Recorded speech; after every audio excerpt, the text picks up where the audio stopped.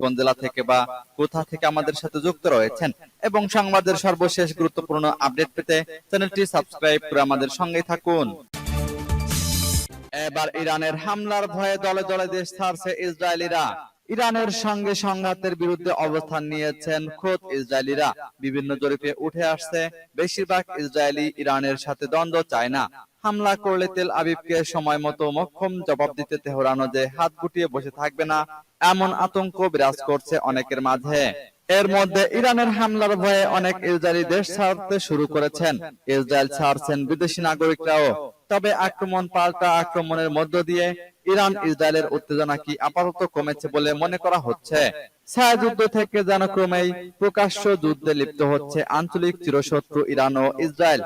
Israeli ভূখণ্ডে তেহরানের নজিরবিহীন আক্রমণের প্রতিশোধে ইরানের ইস্পাহানে নেতানিয়াহু বাহিনীর ক্ষেপণাস্ত্র হামলার জেরে যুদ্ধ বেঁধে যাওয়ার আশঙ্কা বিরাজ করছে মধ্যপ্রাচ্য জুড়ে।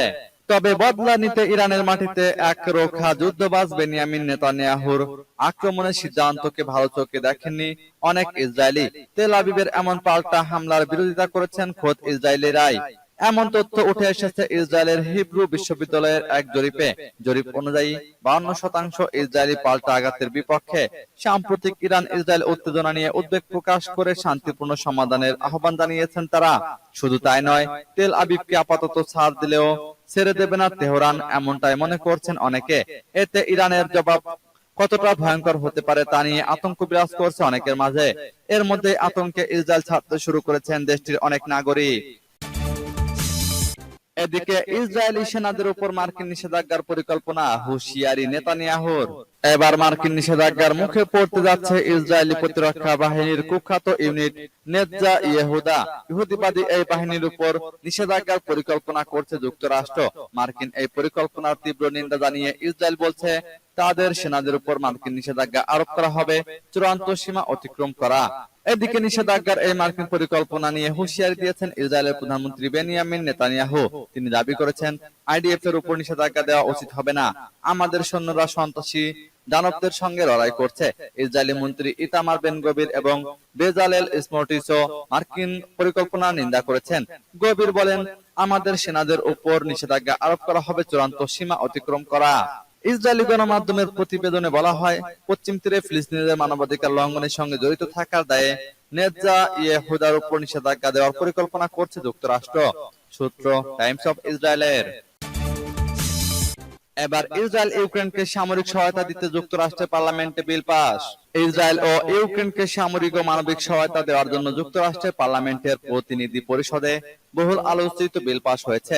স্থানীয় সময় শনিবার ভোটাভুটির পর এসব বিলে অনুমোদন দিয়েছেন মার্কিন আইন প্রণেতারা। ইউক্রেনের জন্য পাস হওয়া বিলটিতে দেশটিকে $7.8 বিলিয়ন সামরিক সহায়তা দেওয়ার কথা বলা হয়েছে।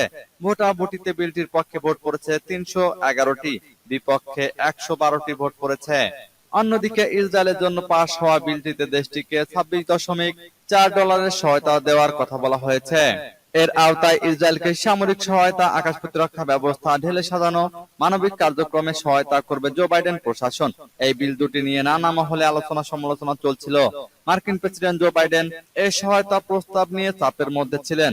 এখন প্রতিনিধি পরিষদে বিল পাশের ঘটনায় বাইডেনের বড় বিজয় হিসেবে দেখছেন বিশ্লেষকদের অনেকে।